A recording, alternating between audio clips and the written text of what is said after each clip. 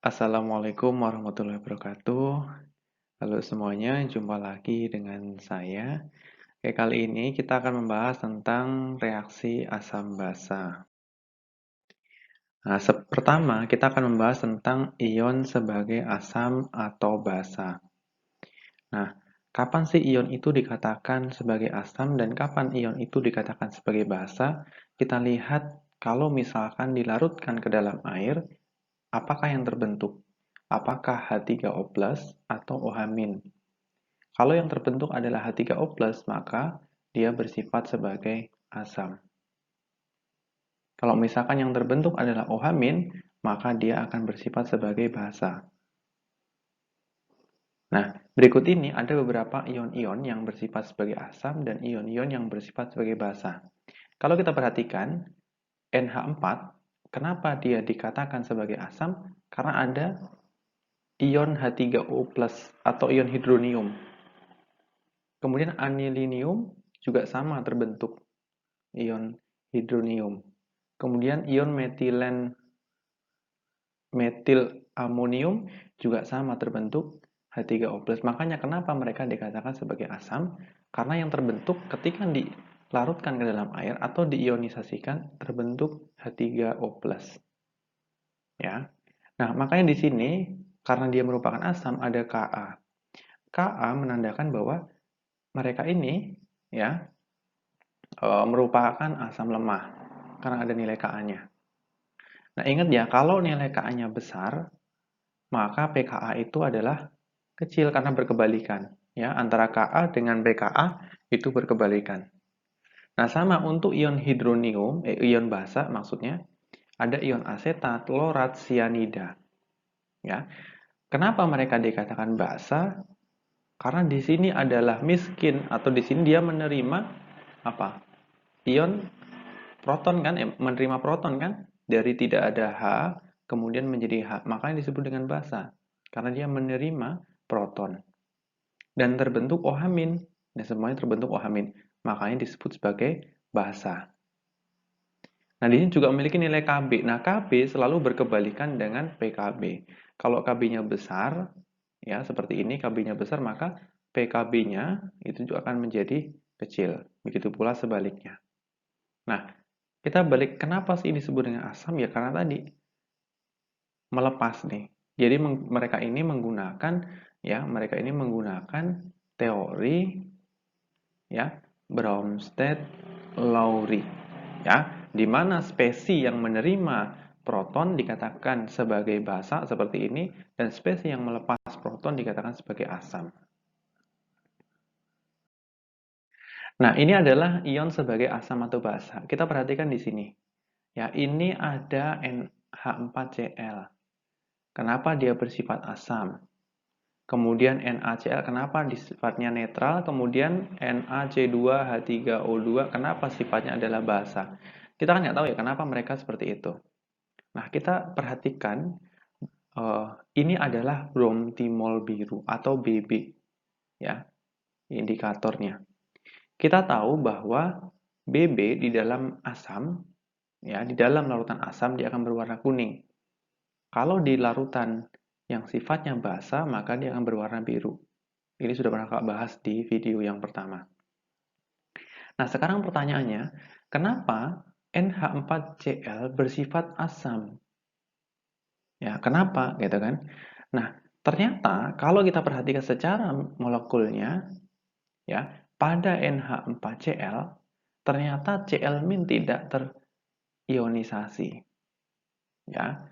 Maka yang menentukan sifatnya nanti adalah yang NH4+ yang ketika dilarutkan dalam air terionisasi menjadi NH3 dan H3O+. Nah, H3O+ ini yang menentukan dia sebagai asam. Kalau kita perhatikan. Ya. Jadi sebenarnya bukan Cl-nya ya yang menentukan, tapi kalau dilihat dari secara ionnya yang menentukan adalah karena dia muncul H3O+-nya. Jadi nggak mesti yang kuat dia menentukan ya, tapi dilihat secara molekulnya. Ternyata ya karena terbentuk H3O+, makanya disebut sebagai asam. Sama ketika NaC2H3O2, karena ketika dilarutkan ke dalam air, ternyata apa? Terbentuk OH-, maka disebut sebagai basa. Jadi kenapa yang N2C2H3O2 itu disebut sebagai basa? Ya, sebenarnya bukan karena ion Na-nya kuat, tapi karena setelah terhidrolisis, yang asamnya terhidrolisis, dia membentuk OH-. Di mana kita tahu bahwa OH- itu menjadi ciri bahwa dikatakan asam atau basa. Arrhenius yang mengatakan begini ya. Ya, Arrhenius mengatakan kalau misalkan dilarutkan di dalam air menghasilkan OH-, maka dikatakan sebagai basa. Ketika dilarutkan ke dalam air menghasilkan H3O+, maka dikatakan sebagai asam. Maka ini memenuhi kaidah Arrhenius.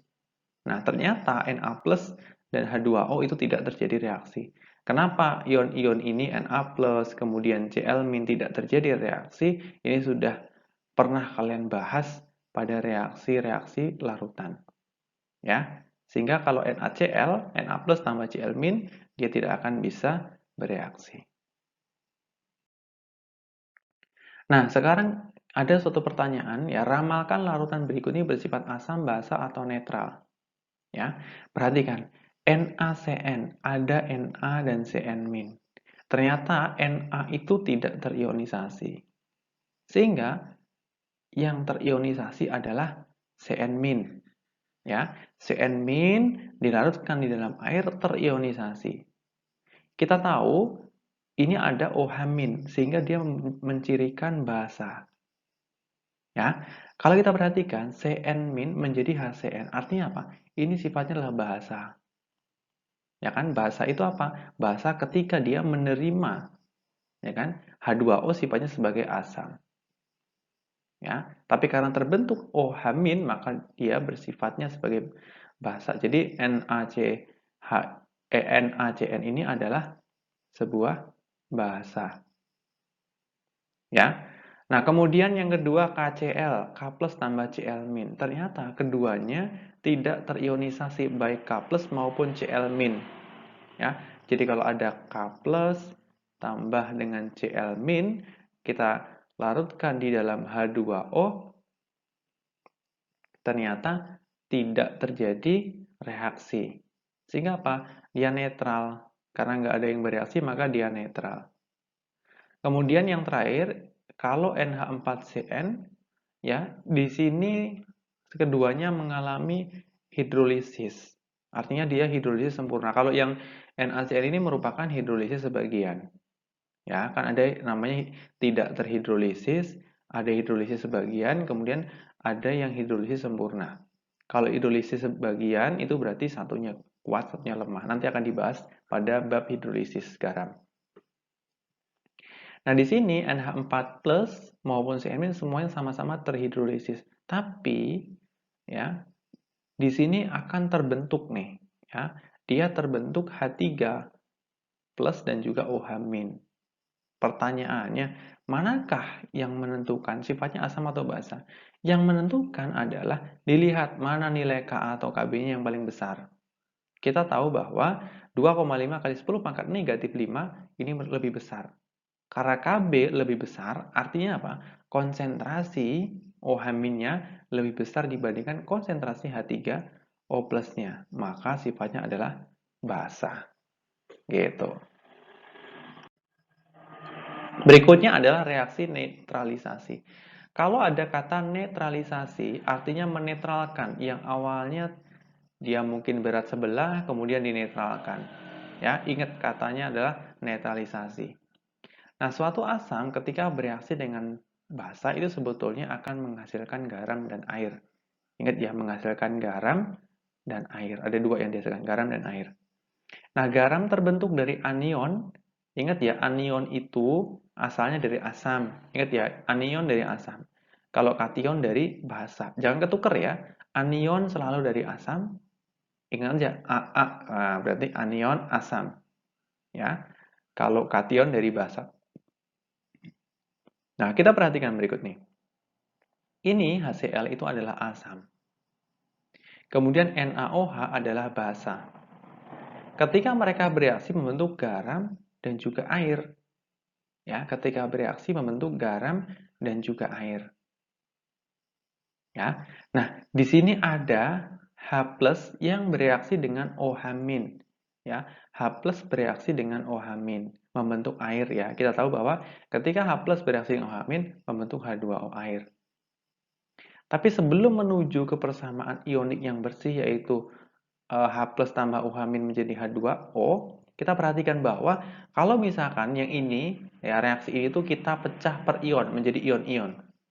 Ya, di sini ada ion H+, kemudian Cl- tambah ion Na tambah ion OH. Maka terbentuk Na+ tambah Cl-. Kita tahu bahwa Na tadi itu adalah kation.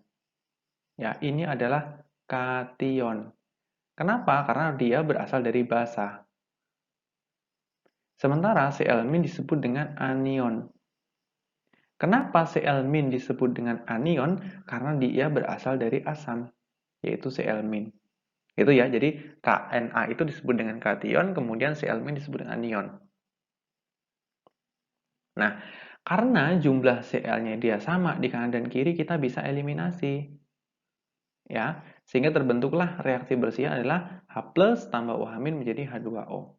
Nah, reaksi asam ya, reaksi basa dari asam kuat dan juga basa kuat akan menghasilkan larutan garam yang bersifat netral. Jadi, kalau asam kuat tambah basa kuat, dia menjadi garam yang netral. Berikutnya, netralisasi asam basa. Nah, ini masih sama lanjutannya. Jika larutan asam dengan larutan basa dicampurkan, maka ion H+ dan dari asam, ini namanya dari asam akan bereaksi dengan ion OH- dari basa membentuk air ya, seperti ini. Nah, pada kondisi komposisi tertentu, campuran kedua larutan tersebut akan bersifat netral. Ya, oleh karena itu reaksi antara senyawa asam dengan basa disebut reaksi netralisasi. Nah, selain terbentuk H2O pada reaksi netralisasi juga disebut terbentuk garam, tadi sudah pernah dibahas. Ya, karena itu reaksi netralisasi juga disebut dengan penggaraman. Ini yang beberapa contoh ya, misalkan ada asam ditambahkan dengan basa, dia akan menjadi garam tambah air. Jadi ini kita ketahui adalah sebuah asam, kemudian ini adalah sebuah basa, dia menjadi garam tambahkan dengan air.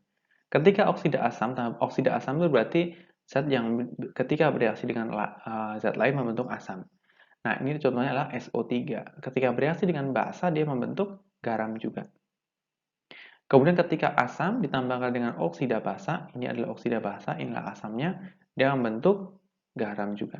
Ketika oksida asam, ya, direaksikan dengan oksida basa, dia membentuk garam juga. Nah, ini adalah reaksi antara asam kuat dengan basa kuat. Kalau kita perhatikan di sini, asam kuat tambah basa kuat, bisa 3 kemungkinan yang terjadi. Pertama, kalau misalkan asamnya lebih besar, ini ingat ya, asam kuat loh ya. Asam kuat ditambah dengan basa kuat, ada 3 kemungkinan. Dia bisa bersifat asam ketika apa? Konsentrasi asamnya, nggak kelihatan ya. Nih, konsentrasi asamnya lebih besar daripada basa, maka campuran akan bersifat asam. Nah, cara menghitung Ma-nya ya atau mencari konsentrasi H+-nya bisa dengan Ma sisa mol asamnya dibagi dengan volume totalnya. Ya, sisa mol misalkan nanti mol asam yang bersisa misalkan ya kan mol asam yang sisa nanti sisa mol asam yang tidak bereaksi tadi dibagi dengan volume total. Ya, itu bisa untuk menentukan pH. Ya, kita tahu bahwa apa? pH itu kan bisa dicari kalau misalkan konsentrasi H+-nya ketahuan. Konsentrasi H+-nya bisa dicari menggunakan Ma. Ya, gitu. Kalau atau apa namanya? Senyawa yang monoprotek ya dia langsung Ma. Tapi kalau senyawanya karena nanti ion H+-nya itu lebih dari satu maka dikalikan dengan suatu N. Ya, N ini adalah berapa jumlah H+-nya. Nah, ketika jumlah asam sama proporsional asam atau perbandingan asam dan basanya sama, maka campurannya netral. Nah, dalam campuran netral ini artinya apa? Mol ini adalah mol ya, sebetulnya adalah mol. Jadi mol asam sama dengan mol basa. Sehingga ada hubungan nih. Va dikalikan Ma, kemudian Vb dikalikan Mb. Nah, N ini adalah jumlah ionnya. Misalkan N ini jumlah ion asamnya, berarti H plusnya berapa? Kalau H plusnya 1, berarti N-nya 1. Di sini OH-nya berapa? Kalau OH-nya 2, berarti N-nya 2. Kalau OH-nya 1, N-nya adalah 1. Tahu dari mana, Kak, 1 atau 2-nya? Dilihat dari reaksi. Harus kalian uraikan. Ya. Sebetulnya di dalam kimia itu nggak banyak rumus, deh. Ya. Rumus itu bisa kalian ciptakan sendiri kalau ngerti konsepnya. Jadi nggak kayak fisika. Kalau fisika kan banyak tuh rumusnya. Kalau kimia, insya Allah nggak banyak rumusnya. Kalian bisa bikin rumus sendiri. Tapi pakai nalar ya. Kemudian, kalau misalkan basa lebih besar daripada asam, maka sifatnya adalah basa. Nah, kalau misalkan basa kita mencari Mb, berarti sisa mol basa dibagi dengan volume totalnya. Berikutnya adalah titrasi asam basa ya. Kalau kita perhatikan ya, titrasi asam basa, intinya titrasi itu adalah cara untuk menentukan konsentrasi suatu zat tertentu dengan menambahkan jumlah rutan standar yang diketahui konsentrasinya. Gampangnya gini, kamu nih punya suatu senyawa ya, kamu nggak tahu nih berapa sih konsentrasinya, ya kan? Kamu nggak tahu. Nah, kemudian kamu masukkan nih, atau kamu titrasi dengan cara apa? Yang atas ini, yang ada di buret ini, dia diketahui konsentrasinya, Yang di bawah ini hanya diketahui volumenya. Ya kan? Yang di atas ini kita nggak tahu konsentrasinya, di sini kita nggak tahu, yang di atas ini nggak tahu volumenya berapa yang mau digunakan, tapi yang di bawah ini kita bisa menentukan volume tapi konsentrasinya tidak diketahui. Caranya, ini kamu kasih indikator. Misalkan indikatornya adalah PP misalkan ya. Yang sering itu PP ya, phenolphthalein. Ketika ini kamu buka, maka si basa nanti akan nyemplung ke asam ini yang di bawah. Ketika larutannya belum berubah, artinya konsentrasi asamnya masih dominan. Ya, artinya belum mencapai titik ekuivalen. Ketika nantinya terus sampai agak berubah, kan sebelum ke pink ya kan, kalau PP itu kan awalnya tidak berwarna menjadi pink, berarti menuju pink itu kamu matikan. Kalau dia sudah mulai berubah, artinya sudah mencapai titik ekuivalen. Ya. Nah, ketika sudah mencapai titik ekuivalen ini, kamu hentikan titrasinya, kemudian kamu hitung berapa volume yang di atas ini. Setelah ketemu nanti volume yang di atas, kamu nanti bisa pakai rumus yang ini nih. N ya. Misalkan ini asamnya deh, Va dikali Ma kalikan Va sama dengan N Vb dikalikan Mb. Ya. Nah, dari sini nanti kamu bisa menentukan berapakah molar yang di asam, kan ini yang mau kita cari tadi kan. Karena volume asam diketahui. Kemudian molar basanya diketahui. Volume basa itu yang tadi yang kita buka ketika titrasi. Berapa volume yang digunakan di basa, maka bisalah ketemu nanti berapakah Ma-nya atau massa asamnya. Massa molaritasnya. Molaritas asamnya bisa dicari kalau volumenya sudah diketahui. Nah, volumenya tadi kita cari dengan titrasi tadi. Berapa volume yang keluar dari si buret ini. Ya. Jadi intinya di sana tuh. Titik akhir akan ketemu kalau misalkan ini dia sudah mulai berubah warna.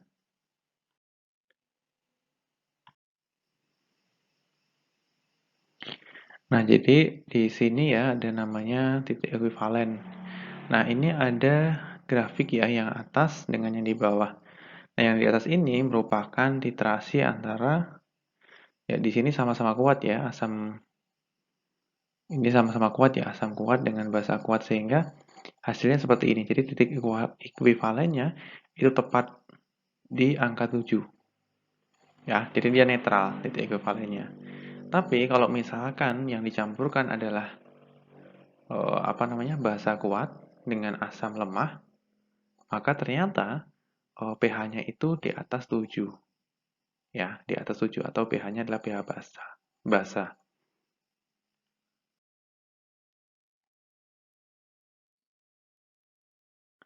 Nah, berikut adalah contoh soal ya.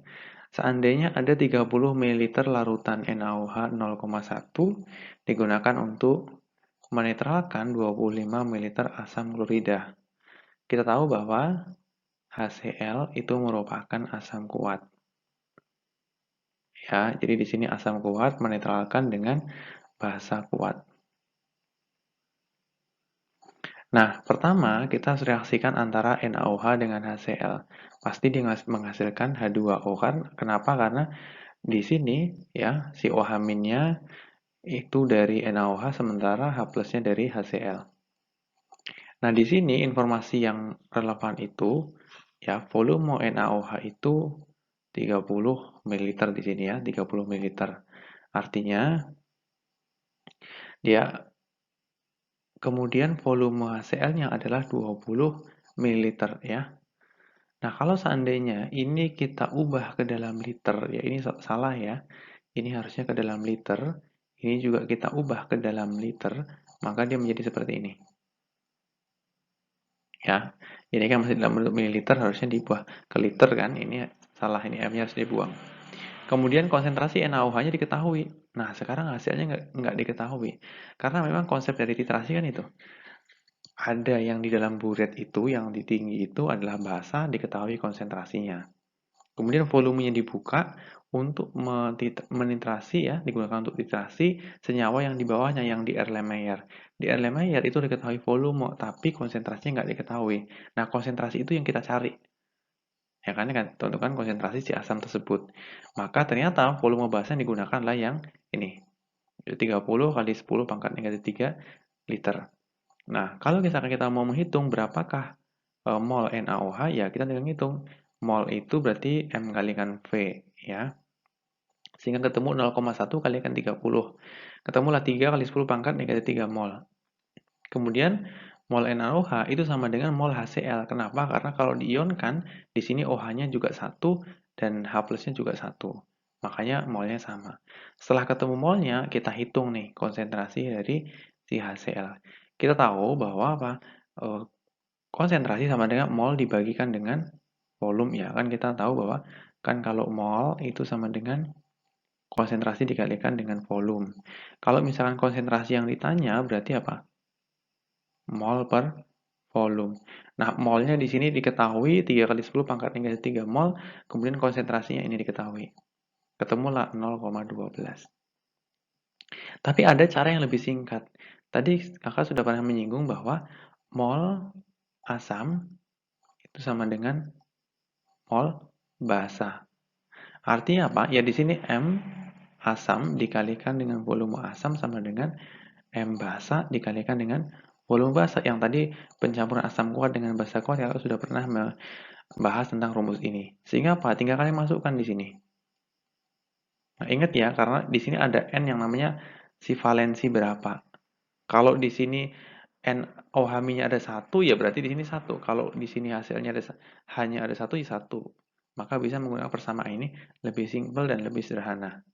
Ya, hasilnya juga sama ya. Tinggal pilih cara yang mana. Oke, berikutnya adalah reaksi pendesakan logam.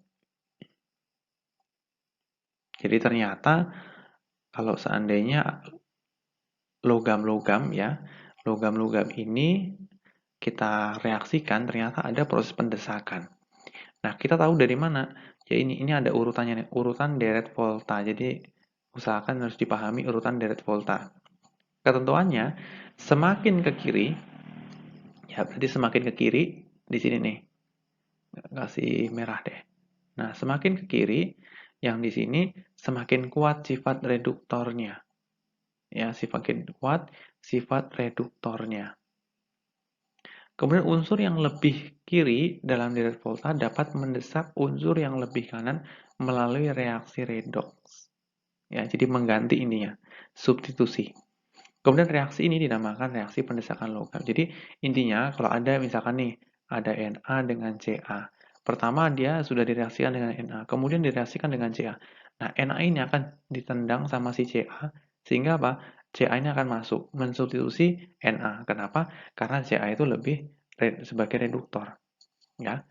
Ca ini sebagai reduktor. Misal contoh nih, logam ditambahkan dengan asam membentuk garam ditambahkan dengan menjadi garam dengan H2. Ya, gas hidrogen ya. Ini ini merupakan gas hidrogen.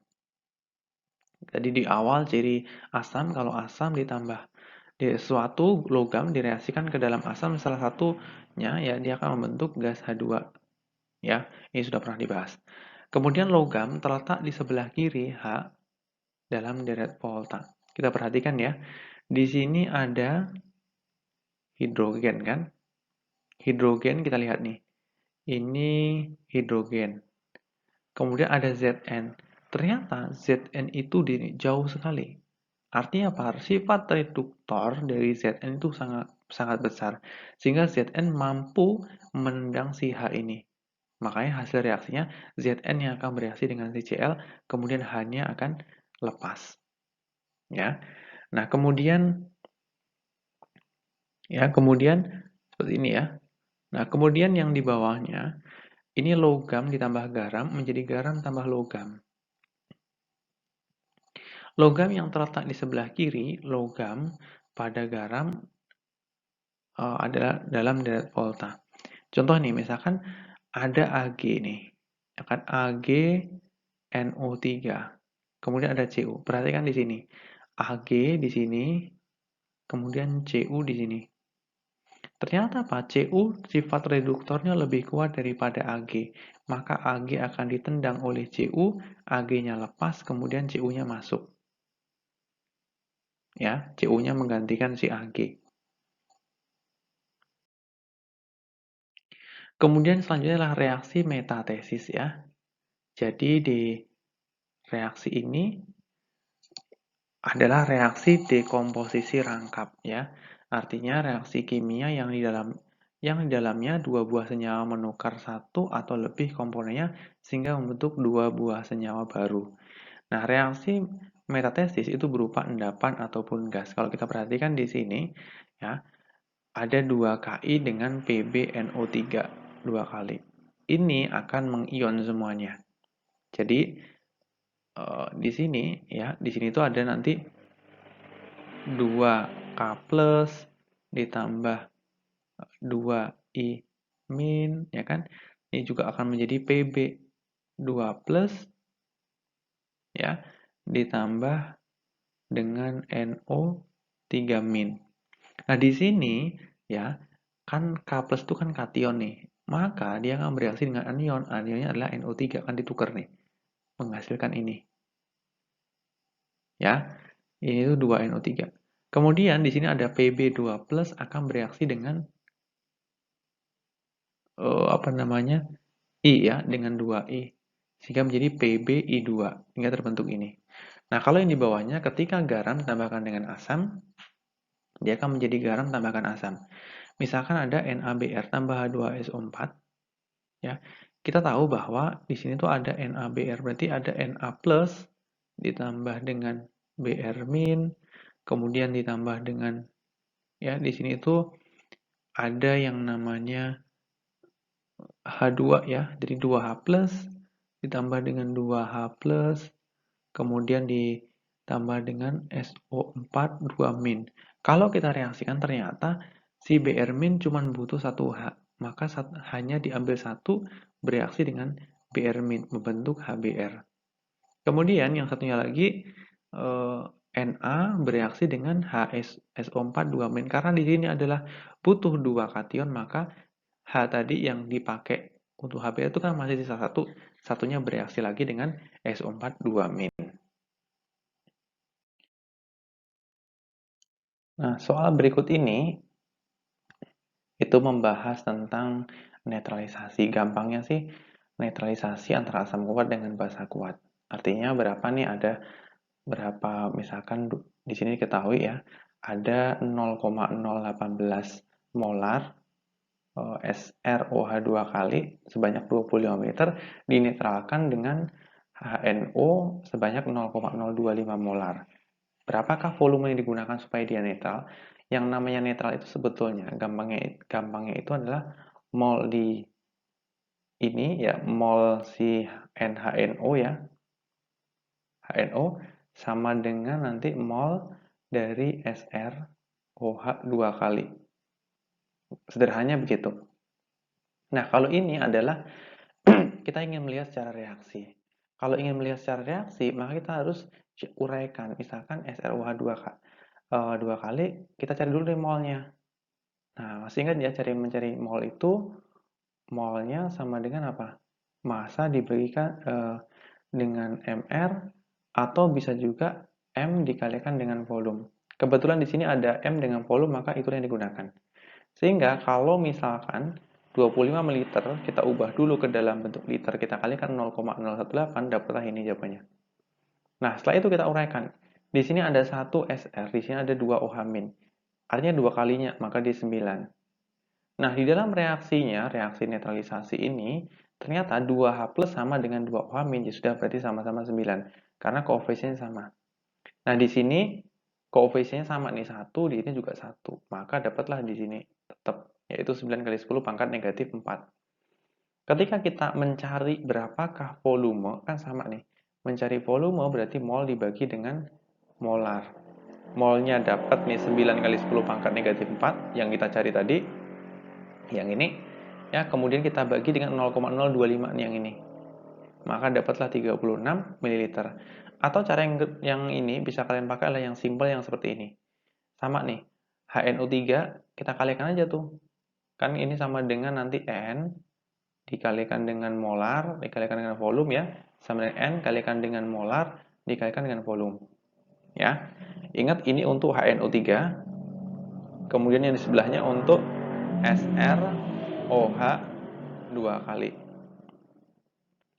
Nah, ketika HNO3 ini H plusnya pada 1 kan, maka dia ini 1. Langsung M dikalikan dengan volume. Dan volume ini kan yang ditanya. Nah, ketika yang di sini ada OH 2 kali, maka di sini harus ada 2 nih. 2 dikalikan M-nya adalah 0,018 dikalikan 25 ml. Kemudian yang di sebelahnya, ini N-nya adalah 1, nggak usah ditulis ya. Kemudian di sini adalah M-nya 0,025, kemudian dikalikan dengan volume.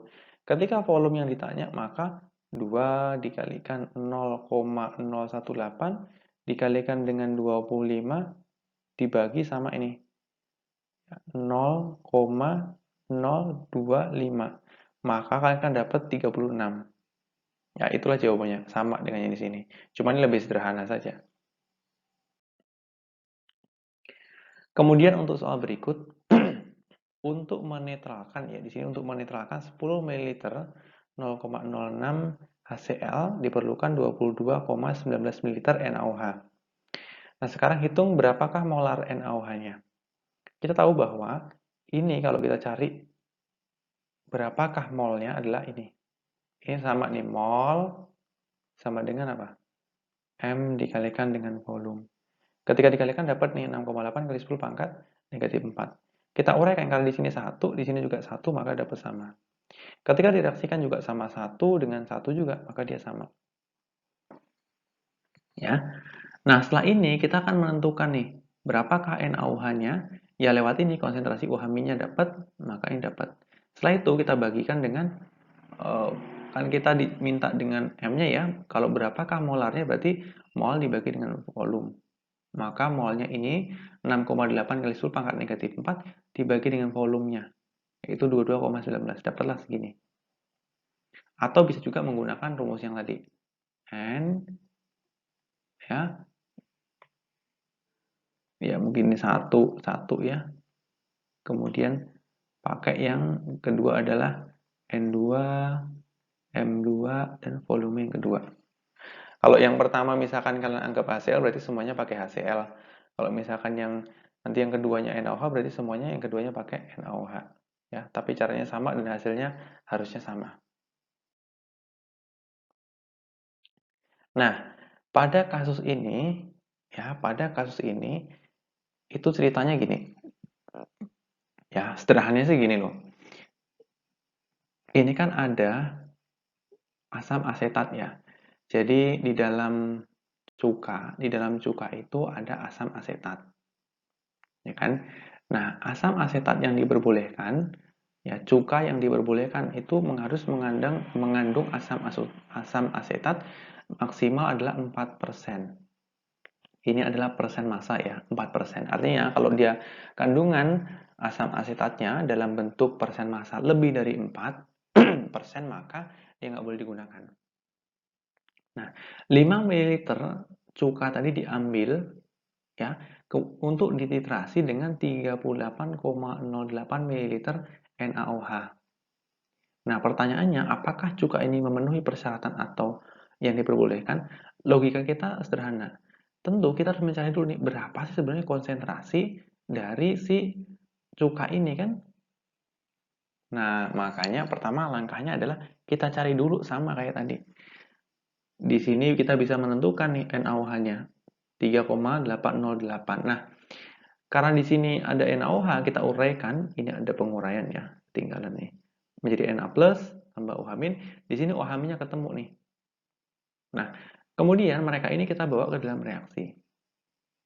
Ya, ada OH plus, kemudian OH min, ternyata sama-sama 3,8, ini juga 3,8. Karena koefisiennya sama. Nah, kemudian mereka ini, kan kita menentukan nih berapa sih konsentrasi dari asam asetat ini kan. Nah, caranya di sini ada H+, di sini ada H+. Karena di koefisiennya 1 bisa menentukan nih. Ya. Ini kita dapat molnya nih. Kita dapat molnya. Sekarang berapakah konsentrasinya? Ya kan? Berapakah konsentrasinya? Ya dari sini nih. Ya, berapakah konsentrasinya dari sini nih? Mol per volume. Jadi 3, ini molnya dibagi dengan volumenya adalah 5 nih. 5 ml kita ubah ke dalam bentuk liter, makanya pangkat min 3. Ini kita coret, dapatlah segini nih. Ini masih dalam bentuk molar. Sementara di sini adalah persennya persen massa. Maka ini harus kita konversi ke dalam bentuk persen massa. Ya, ya gampangnya sih sebenarnya 0 ini mol, ya kan? Ini kan namanya mol di sini kan? Ya kan? Di sini tuh kan di bawahnya adalah liter di bawahnya. Kalau kita ketahui di sini molar, molar itu kan mol per liter kan? Jadi di sini itu kan sebenarnya nanti mol per liter. Ya. Di sini ada densitas nih. Densitas adalah gram per mililiter. Nah, ini mol, ya, mol ini akan kita hilangkan dengan yang namanya mR. Sebetulnya itu hanya untuk menghilangkan satuan ya. Kenapa di sini dikalikan ini? Ya, kenapa dikalikan dengan ini dan ini hanya untuk menghilangkan supaya apa? Nanti mol ini akan hilang nih. Karena di sini persen kan tidak memiliki persatuan. Kemudian mililiter ini akan hilang dengan yang di sini. Nah, ini dari mana Kak? Itu merupakan densitas. Ya, densitasnya tapi dibalik nih. Yang di atasnya adalah si mililiter. Kemudian gram akan habis dengan ini. Sehingga dapatlah 4,53%. Kemudian di sini ya strontium nitrat ya, SR ya, strontium nitrat itu memiliki warna merah yang terang yang digunakan pada pembuatan kembang api. Salah satu cara pembuatan strontium nitrat adalah dengan reaksi netralisasi antara strontium hidroksida dan asam nitrat. Ya, pertanyaannya adalah tuliskan persamaan reaksi molekul. Kalau reaksi molekul ya pasti ini kan pertanyaan yang A, ini yang B, dan ini yang C. Pasti ya seperti biasa nih molekul kan ada misalkan HNO ya ditambah dengan ini menghasilkan tapi tidak seimbang. Kemudian kita seimbangkan yang di bawahnya. Nah, kemudian persamaan itu persamaan ionik. Nah, kalau ionik ini artinya yang sudah setimbang ini kita pecah menjadi molekul-molekul. Yang kita pecah adalah yang tidak H2O, H2O nggak perlu dipecah ya, H2O nggak perlu dipecah. Ini betul yang ini. Ini kita pecah, kita pecah, kita pecah. Setelah itu kita coret-coret, ternyata nanti akan terbentuk yang namanya netralisasi itu selalu H plus tambah dengan OH min. Ya, ini tambah dengan OH min. Dia menjadi ini. Itulah disebut dengan reaksi netralisasi secara total. Oke, terima kasih. Semoga bermanfaat dan bisa dipahami. Cukupkan. Assalamualaikum warahmatullahi wabarakatuh.